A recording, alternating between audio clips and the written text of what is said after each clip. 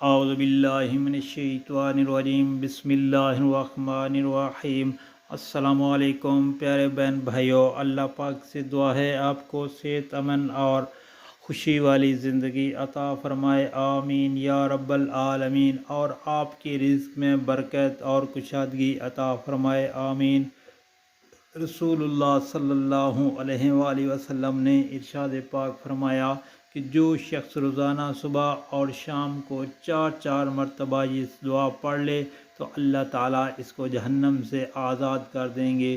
تو پڑھنا کیا؟ بسم اللہ الرحمن الرحیم، اللہم انی اصبحت اشہدک و اشہد حملۃ عرشک و ملائکتک و جمیع خلقک انک انت اللہ لا الہ الا انت وحدک لا شریک لک و ان محمدا عبدک و رسولک۔ اے اللہ، میں نے صبح کر لی، میں تجھے گواہ بناتا ہوں اور تیرے عرش کو اٹھانے والے فرشتوں کو اور تیری دیگر فرشتوں کو اور تیری مخلوق کو گواہ بناتا ہوں کہ صرف تو ہی سچا معبود ہے اور تیرے سوا کوئی معبود نہیں، تو اکیلا ہے، تیرا کوئی شریک نہیں، اور محمد صلی اللہ علیہ وسلم تیرے بندے اور رسول ہیں۔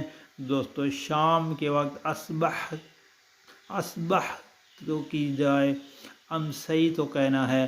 دوستو، اللہ پاک سے دعا ہے ہمیں سب کو پڑھنے کی توفیق عطا فرمائے، آمین یا رب العالمین۔